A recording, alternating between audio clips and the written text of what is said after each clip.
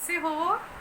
आज जो मैं कहानी आप लोगों को सुनाने वाली हूँ वो धम्मपद से है, त्रिपिटक से। और इस कहानी में हम देखते हैं कि हमको हमारे जो बुज़ुर्ग माता पिता है उनका कैसे ख्याल रखना चाहिए।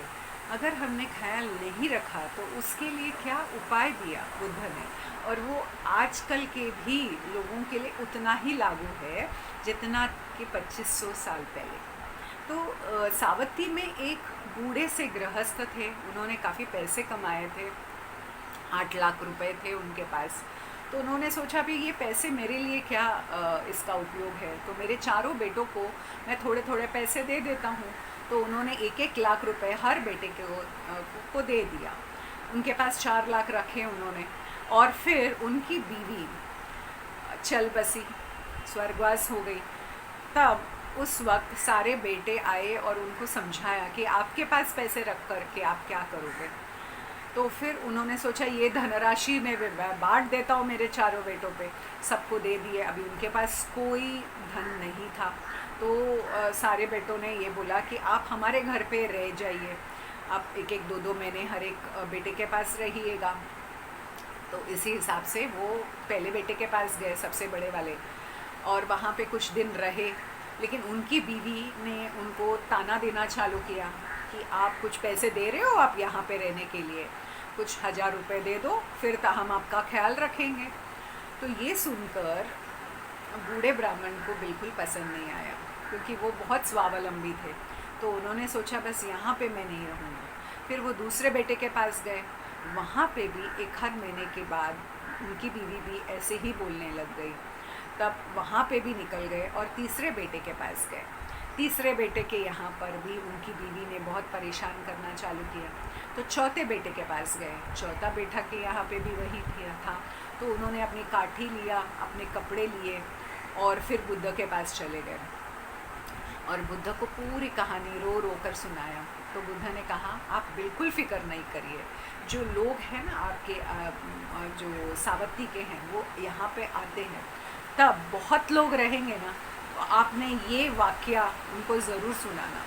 तो उस हिसाब से जब बहुत लोग आए तब बूढ़े ब्राह्मण ने उनके सामने ये कहना शुरुआत किया कि मेरे तो 4 बेटे हैं, लेकिन चारों बेटों मुझे सिर्फ पिताजी कहते हैं, सिर्फ मुंह से कहते हैं, बाकी मेरा देखभाल तो कोई नहीं करता।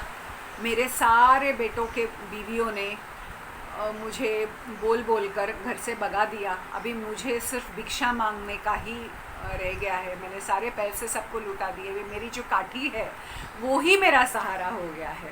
तो ये बात सुनकर जो लोग थे गांव के, उन्होंने अचंभित हो गए और वो चारों बेटों को उन्होंने मार के सबके सामने मुखिया के पास बोला।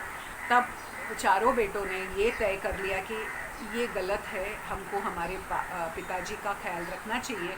तो उन्होंने पिताजी को माफ़ी मांगी और एक एक घरों में रखना चालू किया, और चारों बेटों ने उनको खाना भी भेजना चालू कर दिया, कपड़े भेजे। इसके वजह से ब्राह्मण अच्छे से खा पी रहे थे और उनकी वजन भी अच्छी हो गई। तो वो बुद्ध को कृतज्ञता व्यक्त करने के लिए गए और कहा कि मेरे पास तो बहुत खाना आता है रोज़, तो मैं जितना मैं खाता हूँ उतना मैं खाऊंगा, बाकी का मैं दान दे दूँगा संघ को। तो ये कहते कहते फिर उनको कृतज्ञता इतनी हो गई कि उसने अपने बेटों को भी कहा कि हम एक बार बुद्ध को अपने घर पे खाना खाने के लिए ज़रूर बुलाएंगे। तो चारों बेटे ने मिलकर अपनी बीवियों के साथ बुद्ध को आमंत्रित किया बड़े बेटे के घर पे। और फिर खाना वगैरह होने के बाद बुद्ध ने धम्म के बारे में शब्द कहे कि कैसे माता पिता को देखना चाहिए, उचित है, उसके बारे में उन्होंने। और एक हाथी के बारे में भी कहा जिनका नाम धनुपाल था, और वो अपने माता पिता का बहुत ख्याल रखते थे। लेकिन एक शिकारी उनका शिकार करके गए तो वो बहुत रोने लग गए थे, बिल्कुल खाना भी नहीं खा रहे थे, बस माता पिता का क्या होगा। तो एक हाथी कर सकता है तो हम मनुष्य है, इस हिसाब से पाली में बुद्ध ने सबको समझाया। धनपालो नाम कुंजरो, मैंने धनपाल नाम का एक हाथी था। कटुक भेदनो दुन्निवरायो बड्डो कबलम ना भुंजती। कुछ भी खाना नहीं खा रहे थे। सुमरती नागवनस्स कुंजरो, यानी जो हत्ती था जिसका नाम धनपाला था, वो बहुत रो रहे थे। उनको पकड़ के रखा था, यानी शिकारी ने पकड़ा था, और उन्होंने कुछ भी नहीं खाया। वो सिर्फ जाना चाहते थे अपने माता पिता के पास। तो जब हम ये कहानी हो जाती है, तब ये बूढ़े ब्राह्मण, उनके बच्चे, उनकी बीवी, सारे सोता पत्ती हो जाते हैं।